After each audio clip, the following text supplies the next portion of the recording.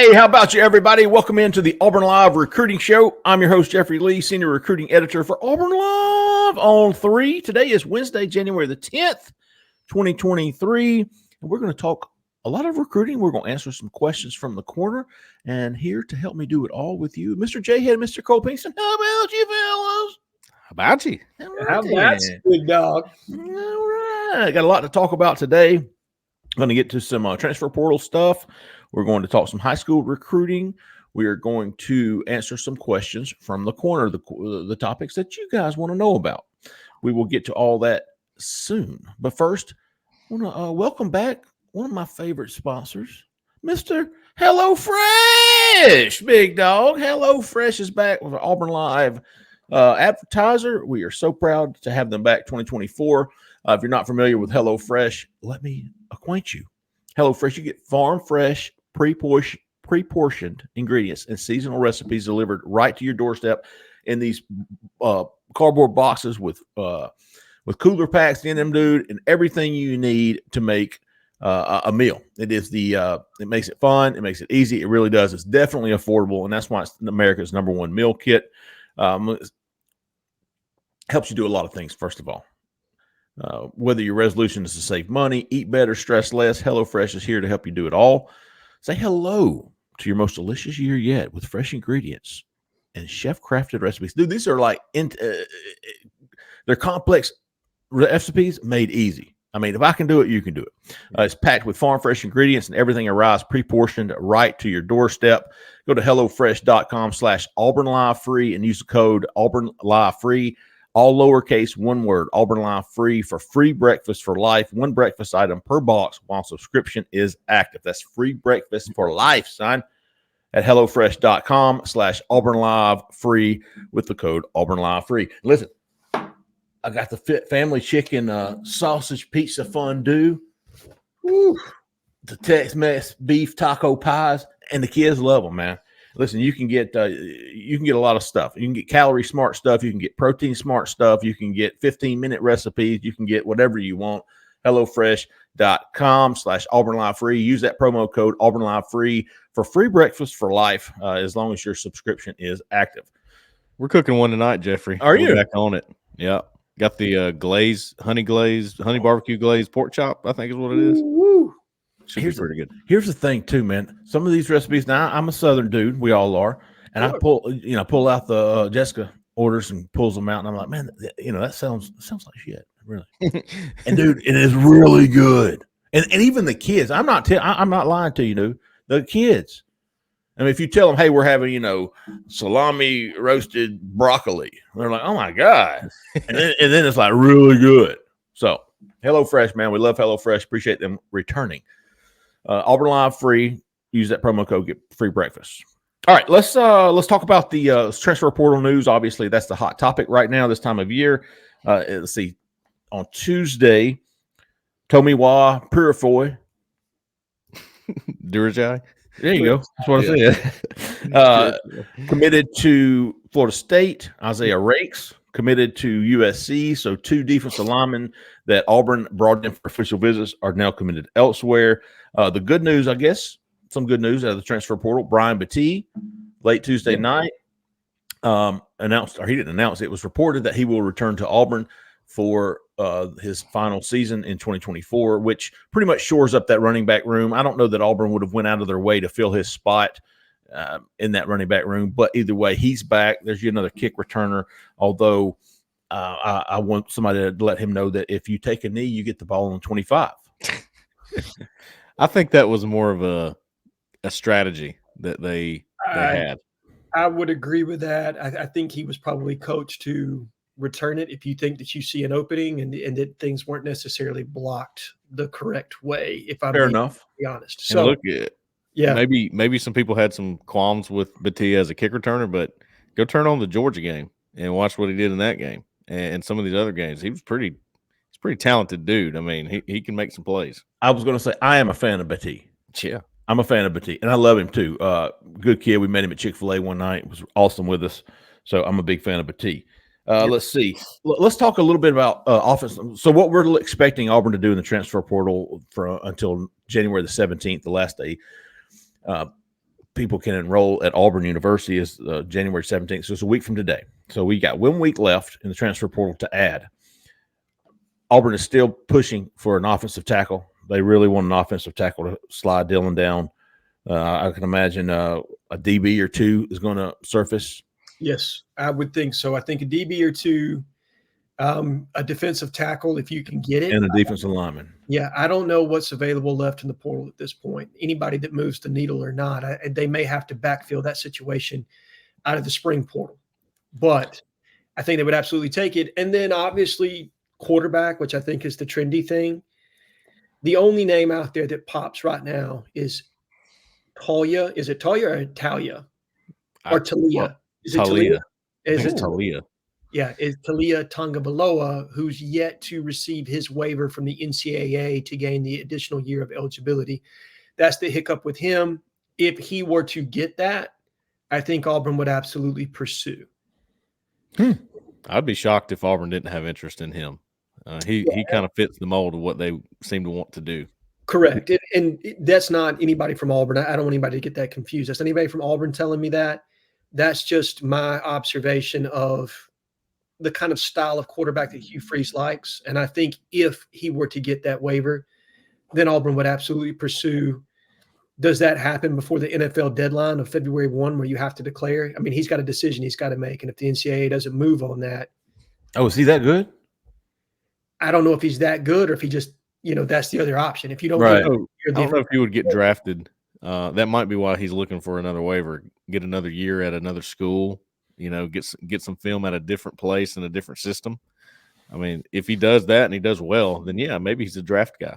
Well, and your NIL contract is probably better than an NFL free agent contract. Sure. Yeah, I mean, that too. maybe not at Auburn, though. Let me ask you this. Speaking of Talia, how do you feel about his? If you're the NCAA, are you granting him a 6th year? Listen, and here, let me give you the backstory, folks. Talia played. He was supposed to redshirt. He went in and took, I think, 2 snaps of his 5 games. He played 5 games this redshirt freshman year. And 2 of those games, he played 2 snaps. I think once he went in there to down the football. So he's basically saying, "Look, dude, I played 2 snaps in 2 games. Give me don't make me miss out on my 6th year because of those 4 snaps in 2 years." Right. This is the last year of the COVID super senior anyway. Why not? I mean, the way I look at it is the NCAA has basically just thrown their hands up there at this point. Yeah. They're allowing multiple transfers.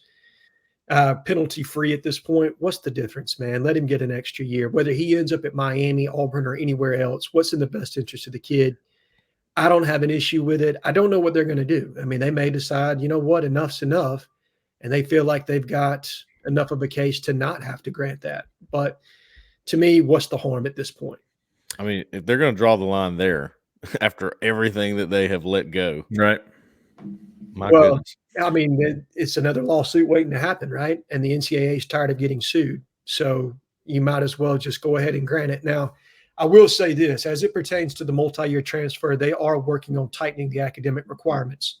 So student athletes that have been able to transfer with a certain level of accreditation now or transferable credits and grade point averages, it sounds like they're going to create an NCAA clearinghouse for transfers that you're going to have to submit paperwork through. So you'll be credentialed at some point. It won't just be up to the institution. So I think that's how they're going to try to limit this somewhat, but realistically, again, what's the difference, man? Let the kid get an extra year. What about Nasili Kite? That'd be good for Auburn. But it would be great for Auburn. That's your extra defensive lineman if they did. Let me tell you, that would be, I mean, you can't find anybody. I don't think you could really find anybody in the portal that would be as big as getting him back. How many games did he play in this year? 5. So because he got hurt, it seems like that would be more reason for a waiver than some mop-up duty. I would think so. Jeffrey. But again, I'm not the NCAA. I don't know what they're looking at from that standpoint. I don't know what they're prepared to rule on. And I would tell you that the feedback that I have gotten as it pertains to Kite is not favorable at this point, that it was a long that waiver. I don't think there was a lot of optimism at Auburn the last time I checked. That they weren't expecting it. Let's put it that way. Right. If it happens, great. If it doesn't happen, you're shopping in the portal. Looking across at remaining targets, transfer targets that we're aware of, we know Percy Lewis visited Auburn last week. There's been reports that he's going to visit Tennessee this weekend. And Cole, you think you're keeping an eye on two other offensive linemen. Who are those guys? Yeah, Gerald Mincy, the Tennessee transfer. He was originally at Florida, I believe. And has he visited Ole Miss already? Jhead, I think he has. He was supposed to have. I'm not sure if he has or if he's coming in this weekend. I'm not exactly sure what the deal is with him just yet. Gotcha. I need to take a look at that a little bit closer. I do know that Percy Lewis is potentially going to visit Ole Miss this weekend in addition to Tennessee. So that's a really tough situation or tough recruitment for Auburn right now. Yeah, not feeling it for Percy right now. On the 8th. So I'm sorry, Cole. Mincy is, according to Zach Berry from On3's Ole Miss site, Mincy is supposed to arrive at Ole Miss on Thursday. Sources tell him that the Rebels are the early favorite. He is set to arrive for his official visit to Ole Miss Thursday, and a commitment could come soon after. That's Gerald Mincy. Now, I think we were talking before the show. Y'all think there's one spot left at Ole Miss, and two guys are interested in that spot. Gerald Mincy and was it Percy? Yes. Or was it Lewis? Okay. Yeah, that's my understanding of the situation is that they've got one spot left for the two of those guys. Whoever jumps into the boat first, maybe they end up taking both. I have no idea, but as of right now, my information would say that it's one of the two, and maybe that's a favorable situation for Auburn. Maybe they're able to get one of the other two. You never want to get a kid by default, but when you're shopping for an offensive lineman in the portal, I'll take it at this point. Both of those guys could upgrade your offensive line. There's no question about that. Yeah. So Mincy, keeping an eye on him for sure. And then Georgia Tech transfer Jakiah Leftwich is the other one who I can confirm. He said he's heard from Auburn. That's all we really know. To what extent, don't know, but he's a guy definitely to watch for us now because he hit me back and he was like, yeah, I've heard a little bit from Auburn. So got a few offers in the past day or two. He has, trying to remember who it all is. But he's a guy that we're going to, keep an eye on. Tulsa, Oregon State, North Carolina, Boston College. Okay. He's tweeted out. And he would be a redshirt junior this next year, correct? I think that's where he's at. He's got two. Yeah, I think so. 2 years left to play. He was a freshman in 2021. So, but he is a grad transfer, I think. Ooh. How about that? From Georgia Tech, no less. That's pretty impressive. I'm going to be Maybe don't quote me on that, but wait, yes, he is a grad transfer. GT grad transfer with 2 years is what he wrote in his farewell post. I will tell you this. Transfers from Duke and Georgia Tech have no issue getting into Auburn. So that's plus for me. You would think. You're right. All right, moving on to high school recruiting. Auburn's going to have some guys in this weekend. They're not considering it a formal junior day. They're just having some guys visit. Some of the guys that we've confirmed so far, Cole and I, Cortez Smith, offensive lineman, Derek Smith, athlete DB, wide receiver from Selma, Mal Waldrop, the offensive lineman from Phoenix City Central. I've got to imagine Dalen Upshaw will be with him, wide receiver. Kalen Edwards coming down again from Tennessee, man. That guy loves him some Auburn. He's an Auburn commitment. He is a stud, 4-star defensive lineman who's already committed. Cole Jonte Gilbert, I believe, was another guy, and DB, and then Tavares Dice, another offensive lineman. So kind of line heavy this weekend. Yeah, so Jonte Gilbert's not going to be at the small junior day or whatever. He's going to be there in January, though. He's going to visit in January. Okay. Yeah. I read that wrong. And then so is 5-star wide receiver Caleb Cunningham. That's what I said. Big one. That's a big one, guys. And that's going to be, I think, the following weekend. Auburn's got an LSU basketball game on Saturday. I would imagine these guys are coming up for that. These are just the guys we've confirmed with. I'm sure there will be others there, but 2, 4, that's 5 guys for Saturday, and that's probably going to be around 10 or 12, I would imagine. Yeah. We'll keep working for confirmation on that. All right, let's get to some questions from the corner. Questions from the corner. Let's talk about what they want us to talk about. Mr. Tiger Drum, or it could be Mrs. Tiger Drum. This is a good question. Number 1 target at wide receiver for the 2025 class. You got to think Caleb Cunningham's in the discussion there. Yes, I would say Derek Smith. Derek Smith. I do think he's number 1. Caleb Cunningham maybe 1B. with Derek Smith. But when Ryan Williams reclassified to 24, Derek Smith is the guy, I believe. It would make sense, right? You saw the emphasis that this staff put on in-state recruiting this past year. Derek Smith is a highly regarded in-state prospect. And I think in the day and age of the transfer portal, it's a little bit easier to retain guys that are closer to, from where the region that they're from, where their parents can come watch them play. So as long as NIL is equal and playing time and everything else is there, the likelihood of them, going elsewhere is it's a little bit less.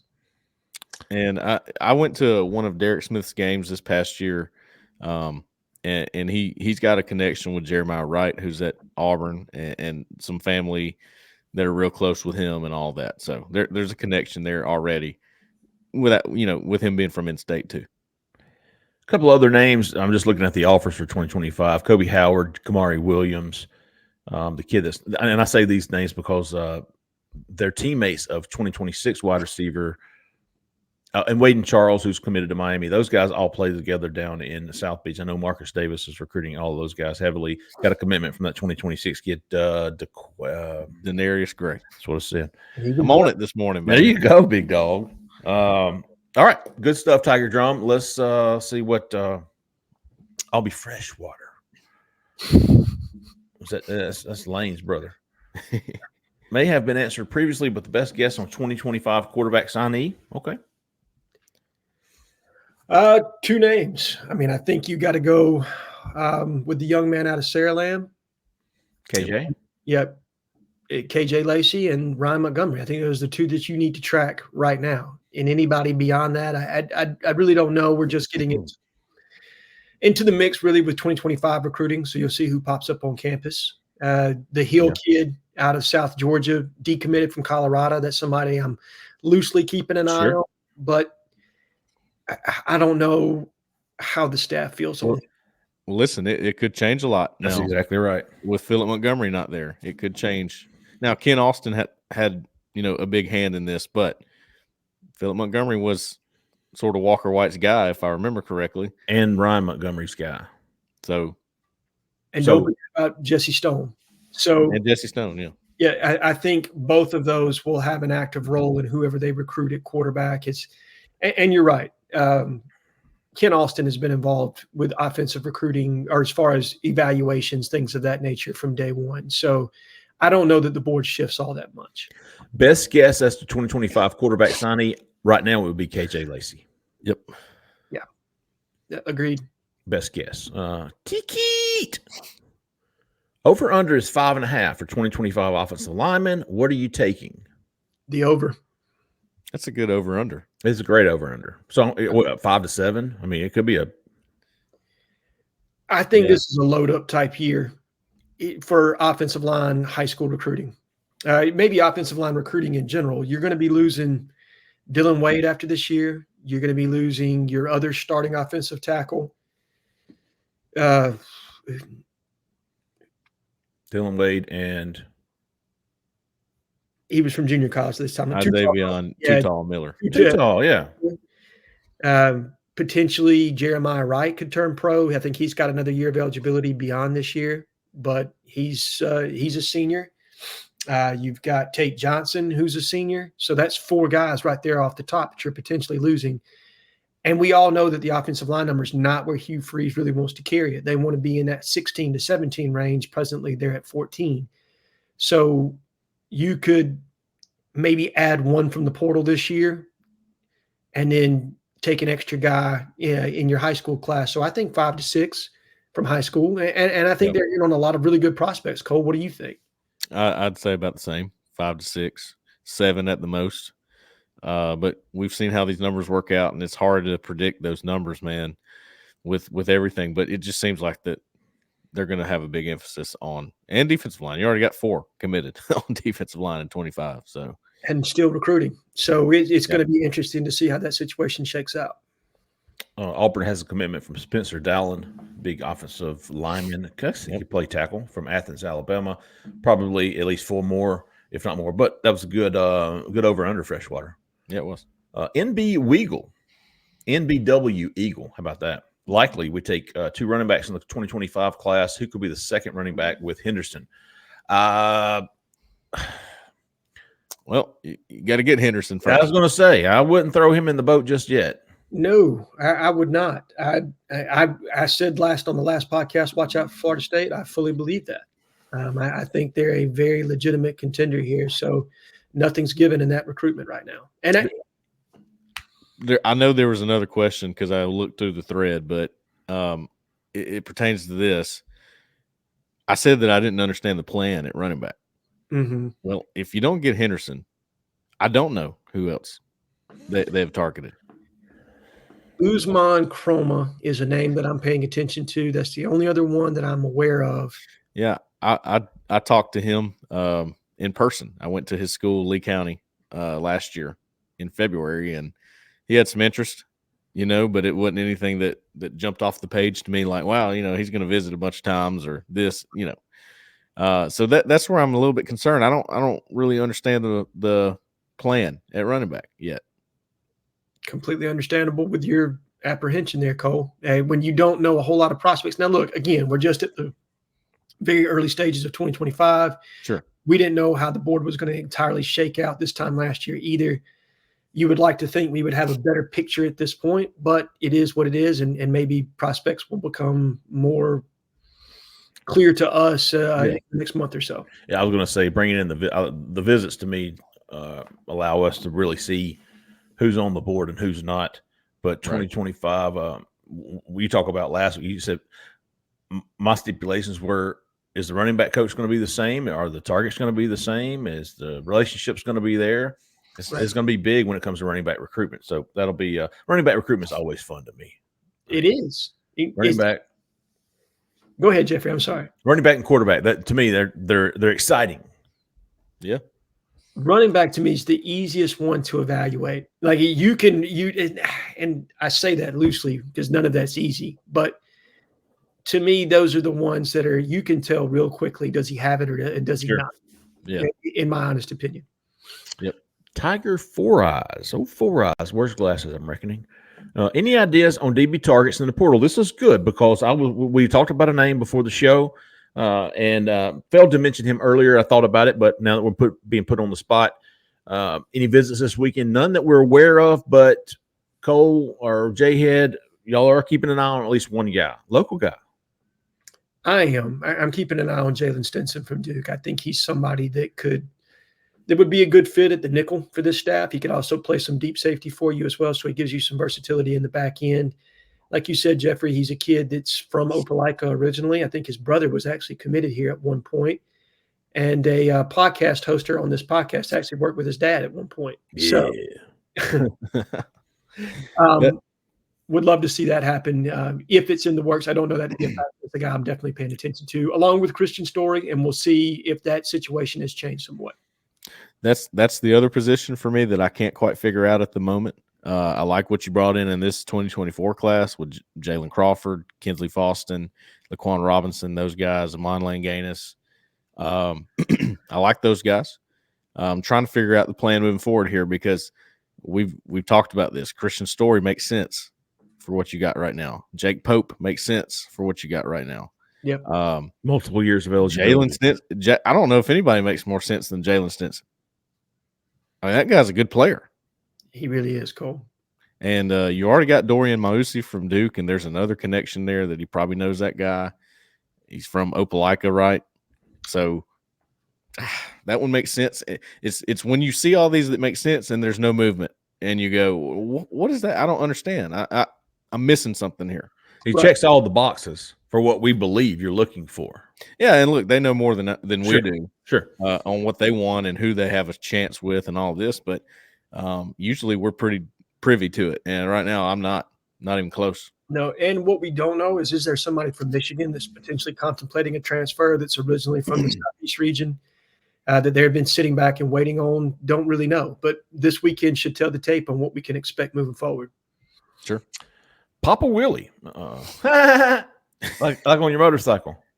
Yeah. How does I wonder if he meant to do that, or is his name just Willie? Well, you got Papa Willie and Papa Woody. We got him too. Yes, you do.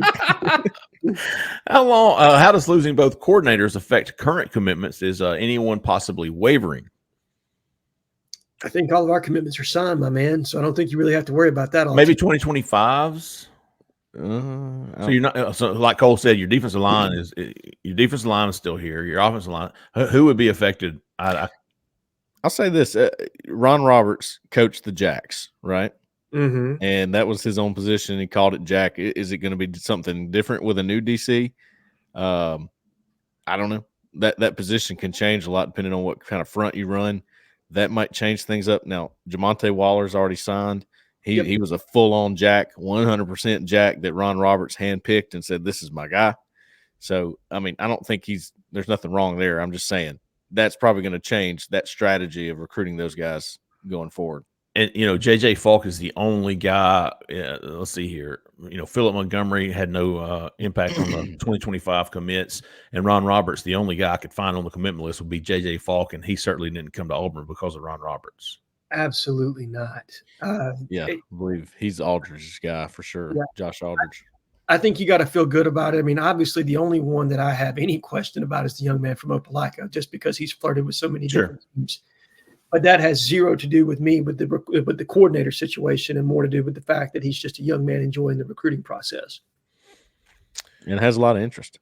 Yeah, he certainly does. He's a good player. Now, it could affect Auburn's future recruitment of who are they looking at? What do they need? Right. Is it a different scheme? So something to keep an eye on. Oh, Mr. First String, my man. We already have 4 2025 D linemen committed. How many more you guys expecting? Like Jhead said, still recruiting. 1. Yeah. I think the Maddox kid right now is the one they're going after. Now he's going to be a really hard pull. Mississippi kid.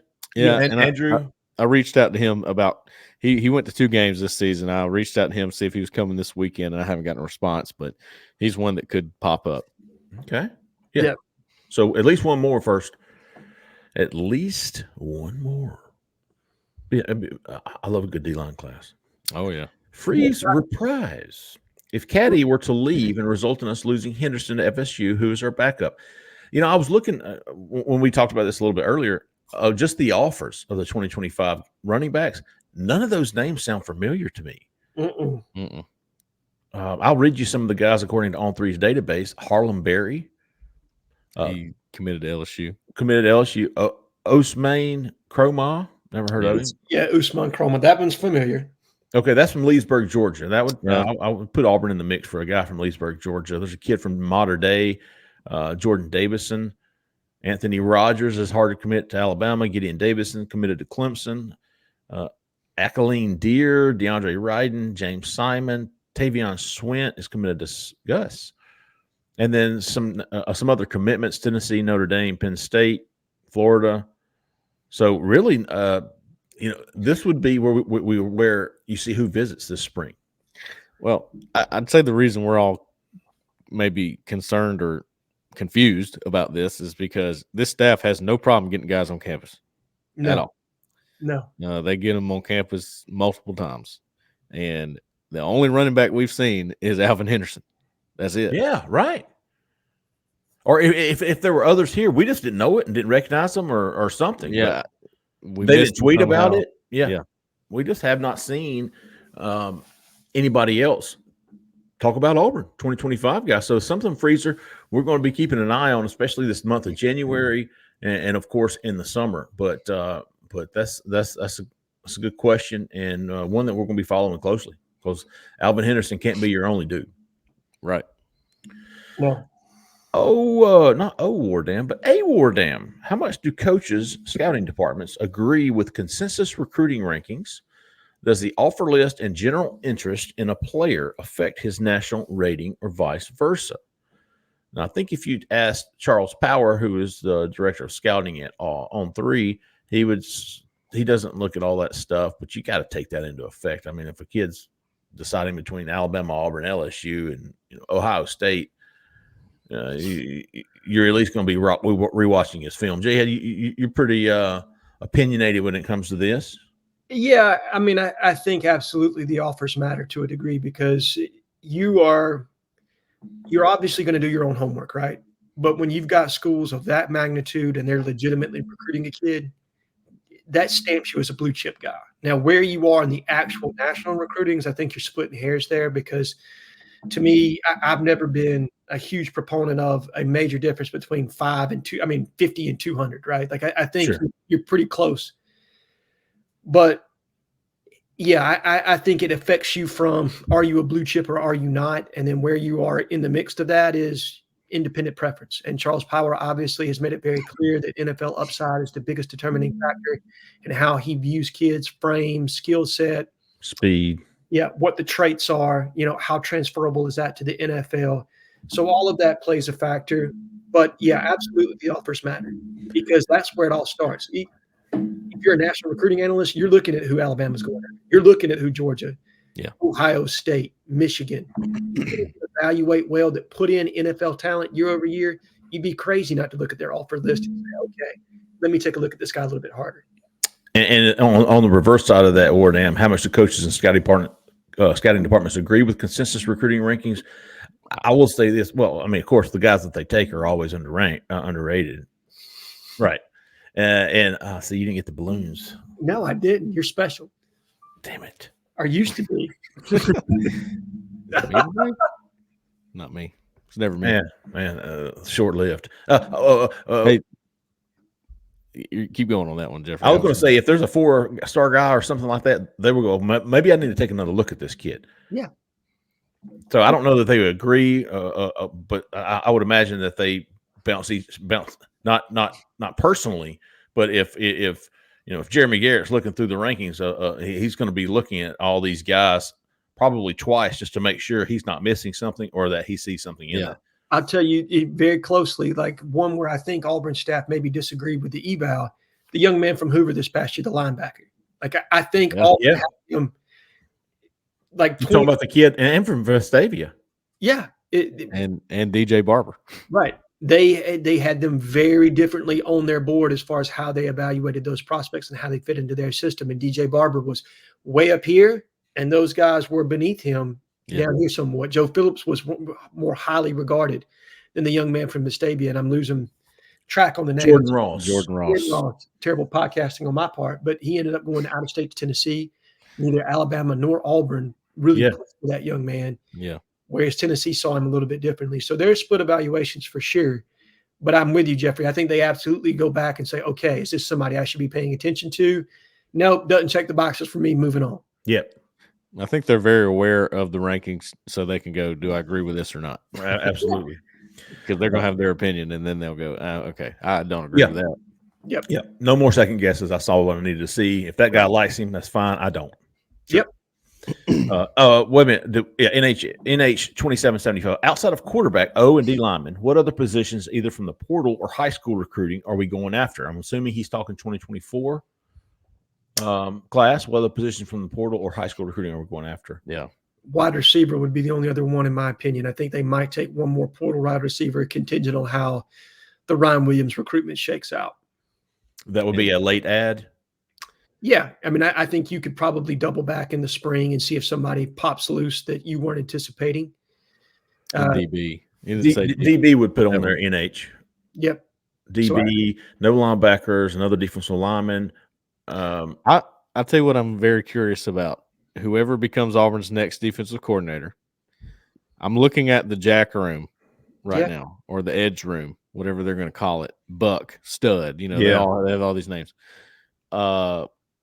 It could use another body, honestly, another guy, and I don't mean body. I mean a guy that can play, obviously.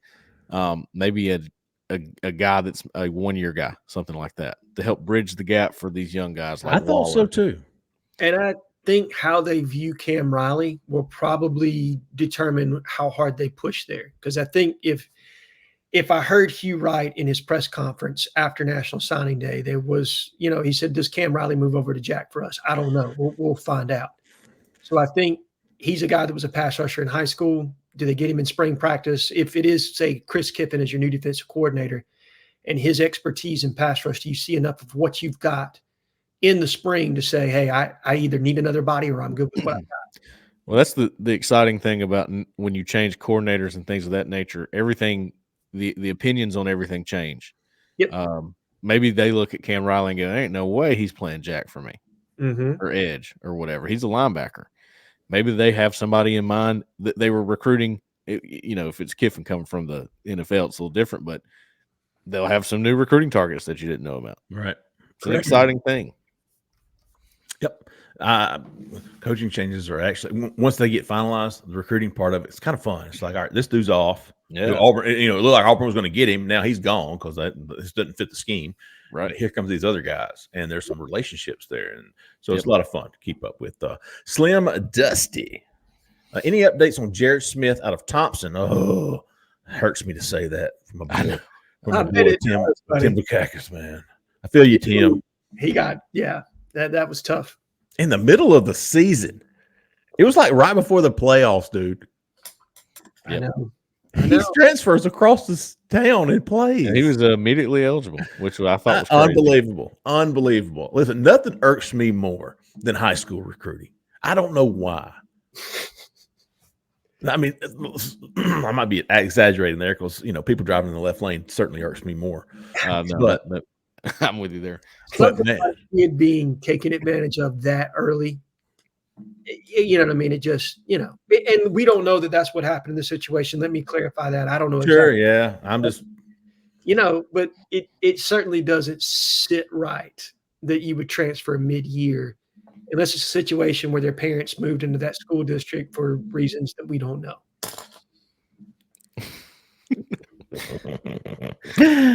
So anyways, any updates on him? You know what? I don't think, I think even when he was at Spain Park, he visited Auburn, I think twice this past fall. Yeah. I haven't heard a lot of buzz from Auburn coming from his circle. So honestly, he's one of those guys that I would have Auburn on the outside looking in. I think Bama, especially now with him at Thompson, would be my guess as the early favorite for Jared Smith. I was told probably about 2 months ago, Alabama was going to be really tough to beat for Jared Smith. That was when I inquired. Now, look, again, a lot of things change in 2 months, and even more will change over the course of this next year. But right now, I'm with you. I think Alabama would be the early favorite there. All right, I'll keep an eye on him though. He'll visit. I'm sure he'll be back. Shell Island, in your opinion, if Freeze wins 6 to 7 games next year, will recruiting implode? If he wins 8 to 11 games, can we sign the top class? So, how important is the proof of concept on the field next fall in determining where Auburn finishes in recruiting? 7 and 5, I think your recruiting's fine. I don't think it's top 5, but I think you're another top 10 class because you're moving forward. You were 6 and 6, or actually 6 and 7 this year. If you're 7 and 5 next year and you show good play, or as far as development goes on the offensive side of the ball, I think you've got a shot at another top 10 class. 8 wins, you're only furthering that concept. 9 wins, I think you're probably stamping a top 5 class. But to me, what does the play on the field look like? Do we look like we're getting better from an offensive standpoint? That's And the most important thing. Do we not take a step backwards defensively, which is going to be really tough to do given some of the losses that you've had? If there is good news in winning 6 games in your first year, it's that you can improve just a little bit and show improvement to recruits. Yep. One of Gus's biggest things was he was never going to meet that national championship year again. That was year 1. Yeah. I mean, look, it was great. Everybody loved it. Auburn fans will never forget it. But boy, did you were competing with that the rest of your time there. Yeah. So if there is good news in what happened this year, it's you got something to build on at least, and you can make it look better and better every year. Can we follow the Texas model, right? Because Sarkisian went 5 and 7 year 1, went 7 and 5 or 8 and 5 in year 2. And then obviously they were playing in the playoff in year 3. I think to do that, you got to figure out your quarterback situation. That's the obvious thing, right? Yeah. And they decided early on they were going all in on Quinn Ewers, and they developed him like Jeffrey talked about in our call-in live show. Developing a young guy to have that trajectory moving forward into 2025 would be invaluable. So if you realize early on Peyton Thorne's not your guy, how much you can get out of that quarterback room is going to be essential as far as what your recruiting class is going to look like. And I think you're seeing it right now. Wide receivers in the portal want to play with an established quarterback. Okay. Other high school recruits want to play with an established quarterback. They don't want to, not know who's going to be getting them the football. And that will drive a lot of your offensive recruiting. That's for sure. This is a good one here from Don Lennon, AU. Who are the top 3 must-haves from the state of Alabama in 2025? And let's say this. If they're committed, they won't count. But I'm going to read you the top 15 guys. And listen to how much Auburn flavor is in the top 15. Early on 3 rankings, by the way, state of Alabama. Naeem Offord. Yep. Micah DeBose. Yep. Zion Grady. Yep. Jared Smith, Anquan Fegans. KJ Lacey, Derek Smith. Alvin Henderson, Eric Winters. Antonio Coleman, Caleb Falk, Jordan Crawford. Listen to how much Auburn flavor. Carday Smith, CJ May, and Malik Autry. Auburn already has commitments from Antonio Williams, number 10, Caleb Falk, number 11, Jordan Crawford, number 12, and Malik Autry, number 15. So 1, 2, 3, 4 of the top 15 are already committed to Auburn. So top 3 must-haves from the other guys that I mentioned. Naeem Offord. Yes. KJ Lacey, number 1 to me. Okay. Micah DeBose, number 2. DeBose. Derek Smith, number 3. Oh. Yeah. I think you got to continue to develop that wide receiver room. It's not where it needs to be, in my opinion. And you took a quantum leap forward, but you need another X wide receiver to, because what happens if Cam gets injured? Who's your next guy? So I think those are the top 3, in my opinion. Boy, and I think Auburn's right in the thick of it for Naeem Offord, Micah DeBose, Anquan Fegans, KJ Lacey, Derek Smith, Alvin Henderson, Eric Winters. I'll add one more just for the heck of it. Anquan Fegans, dude. That guy. Now he's a ball player, Cole. You're right. Oh my goodness. I mean, I think he's number 58 in the country. I think he's underrated. And number 5 in the state. I think he's underrated. Yeah. Below Jared Smith. I think he should be higher. I mean, that guy's really good. I mean, there are high school coaches I've talked to that said there's not. I mean, other than the fact they play different positions as far as DB goes, that there's not that much difference as far as skill set that's transferable to college between him and Naeem Offord. Yeah, I agree. Let's see here. Semper Fi to AU with Charles Kelly on board, unofficially. Yep. Are there any feelings as to whether Smith and or Russaw at Bama may be considering the portal after spring? I don't know. No idea. I will say this. I don't have any feelings toward it, no. There's a really, really strong dislike for waiting until the next window, the spring window. I guess having guys miss spring practice and then come in. I get that. You don't like that, especially with the quarterback. You don't want that to happen. You want them to go through spring. But Auburn got Jalen McLeod on the after spring window last year. Wow. Caleb Burton. There's going to be some more guys, and I mean Smith and Russo. I don't know what they're going to do. I have no idea. I can't answer that question. But it's not like the cupboard's going to be bare. You can find some playmakers and help fill out your roster in that second window too. And I know why that question's being asked. There are a lot of rumors about Nick Saban retiring and so on and so forth. To the best of my understanding, that's horseshit. You know what I mean? Saban's going to be here this time next year. Yeah, I agree. I haven't heard anything to give any credence to that reporting that he's considering a retirement at this point. And he's certainly not slowing down on the recruiting trail. So I wouldn't anticipate those two guys. I think James Smith played in the national championship game. In the semifinal game, I believe. Yeah. And played well. So I cannot, unless it's my heart's just not being in a Tuscaloosa type thing. I cannot imagine him. It's certainly not going to be a playing time thing. Let's see. WDE John 10, after seeing the 2 target defensive linemen off the board in Tomiwa and Isaiah Rakes, which portal players do you think we target next? Defensive line. It's a great question because I don't have anybody else. I'm not aware of anybody else.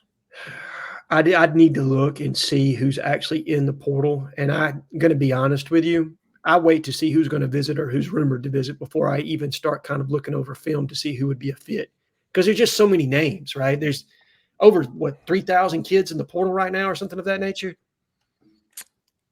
I just don't. If there's somebody out there, I'm not aware of them because even on the tracker, the 2 guys, uncommitted guys, were Rakes and Jhead. So I think that one's going to go over to the next window personally.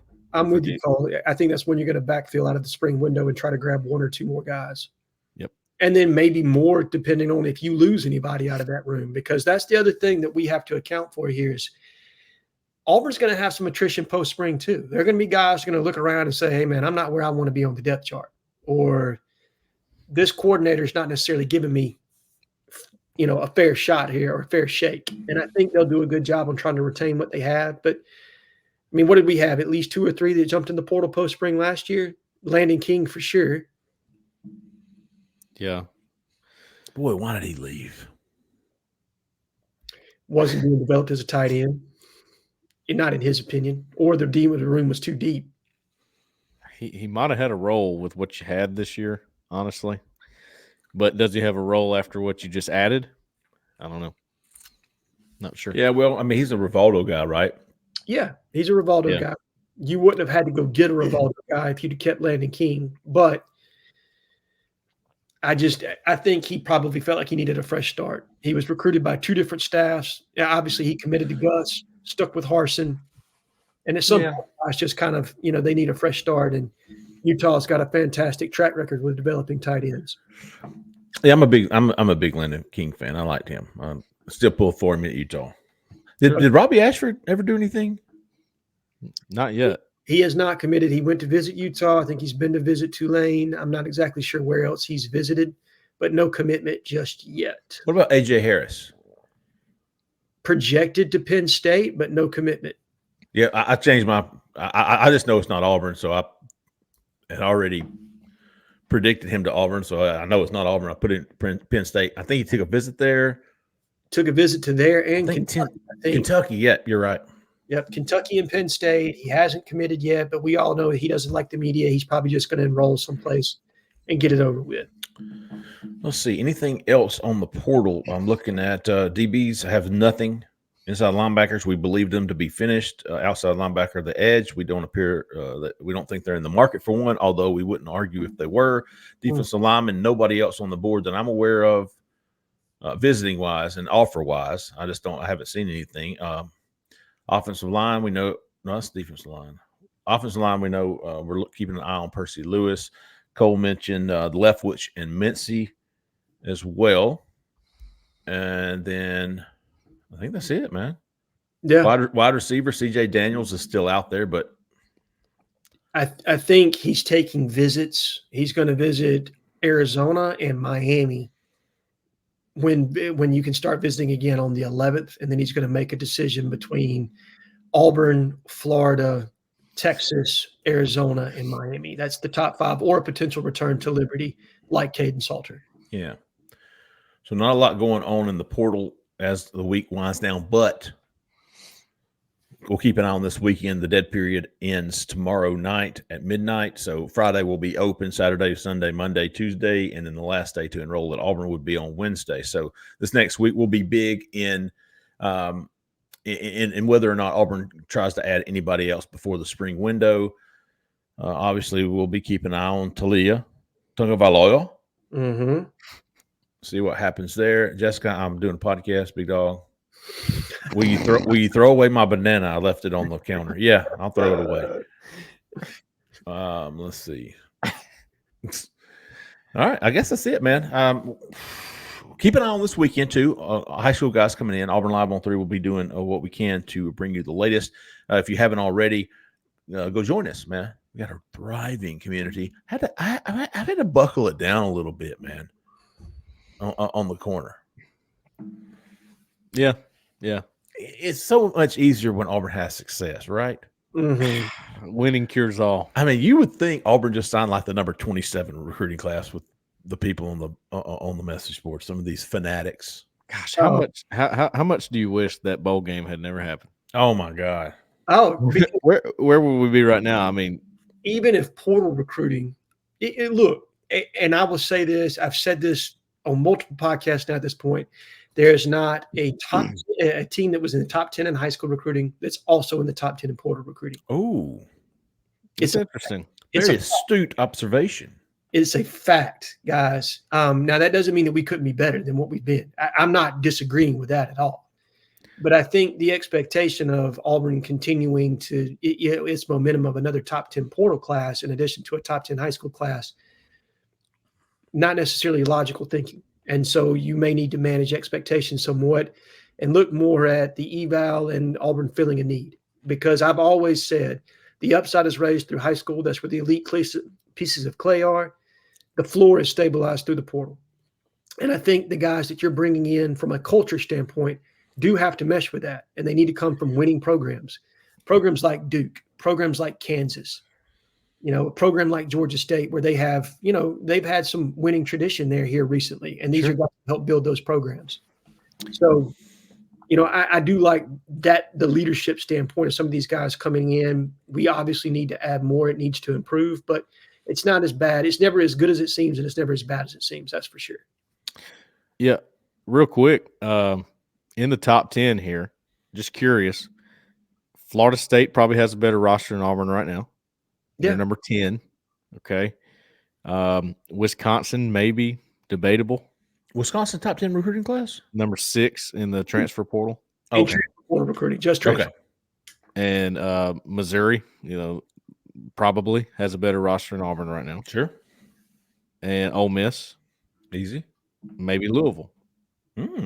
After that, you have number 1's Colorado, number 4 South Carolina, number 7's California, number 8 Syracuse, number 9 NC State. So, and even some of those that may have a better roster than Auburn are debatable. So, I think it's something to look at.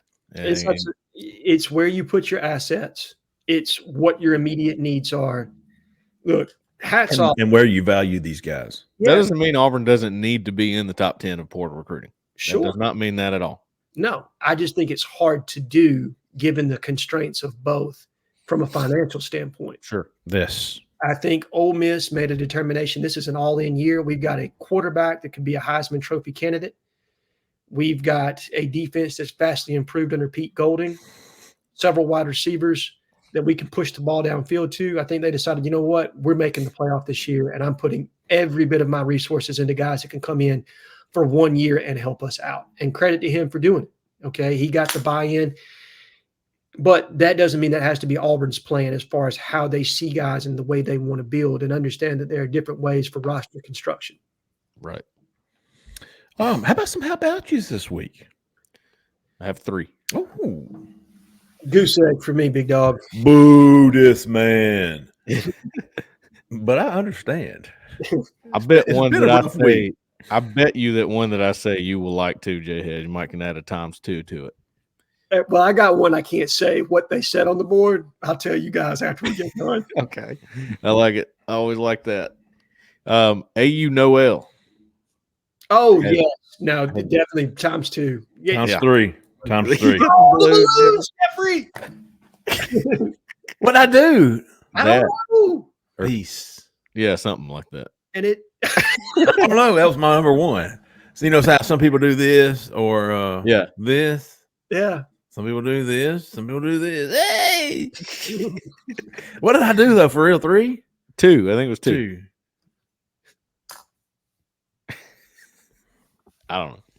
Yeah, whatever. There's no rhyme or reason to it. You Noel. Is it Noel or Noel? I'm saying Noel. Okay. This is how I say it in my head. So that's how Me I'm saying it too. out Me too. loud. Had some great posts. Seems like he's got a little intel and lines up with a lot of things that we've heard. So good for him.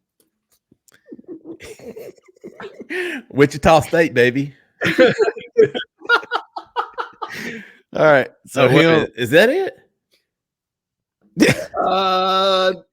Yeah, depending on where those fingers go, man.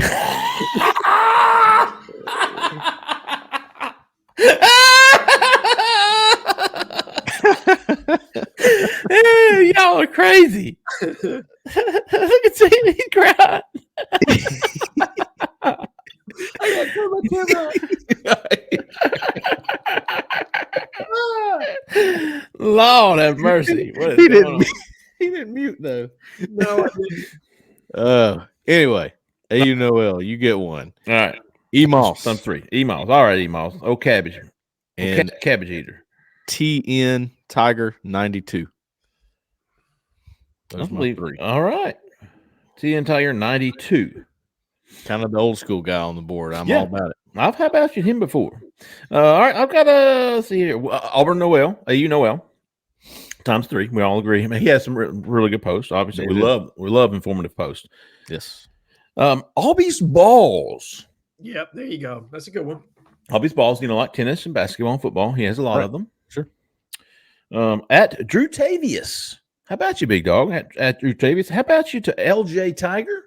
How about you, big dog? How about you to Zach D? Not Zach's D, but Zach D. All right.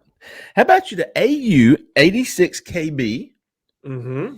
How about you to Truth Talker 03? And how about you to Miss Jenny? There you go. How about you, Miss Jenny? I got one. Oh, We're gonna go with JT Holland. JT Holland. Oh yeah. Oh, it's a good one, man. I like old JT Holland. So, amongst all the smoke and rubble and dissension, damn near mutiny on the message board, we have some bright stars, some rising stars, and we do appreciate all that they do. All right, folks, we're going to end it there. We're going to come back Sunday night, 6:30. Don't forget, our call-in show is back to normally scheduled programming. Date and time, Sunday, 6:30. Join us on the YouTube channel. Hey, if you haven't already, we're getting close to 10,000 subscribers on our Auburn Live YouTube page. If you haven't already, go subscribe to our page. Hit that like button or whatever the hell it does. And turn on those notifications so you can get all the updates when we do load new podcasts. And we'd appreciate it. Is there anything else? Is that it? I think that's it. Forgetting anything? 10,000 Auburn Live for $1. That's exactly what I was going to say. Yeah, the secret's not out yet. So go to Auburn Live if you haven't already. Use the YouTube promo code AU, capital A, capital U, 1 for 2 months for $1. Don't tell anybody. Keep that down low. The DL. That's what we used to say back in the 90s. Keep that on the DL, big dog. R. Kelly before he went to jail. Yeah. Hey, I understood that reference. Okay, Hey, there you go, Cole. Yeah. Y'all saw that Chappelle shit? I mean, the Chappelle skit. Right, we'll have to do some editing work on this one. Oh, Lord. That's going to get me in trouble. All right. Join us back Sunday night, 6:30. Call in the show, folks. We will be doing it all again there. And keep an eye on Auburn Live on 3 all through the week and the weekend. We're trying to keep up with this transfer portal stuff, keeping you up to date on some of the 2025 recruiting, and do our best to keep you in the know. All right, we're going to do it. That's going to do it. We always appreciate you listening. We appreciate you watching, man. Join us Sunday. For Jhead, for Cole, for Zach in the back, I'm Jeffrey Lee. Y'all stay out of that damn left lane. See ya.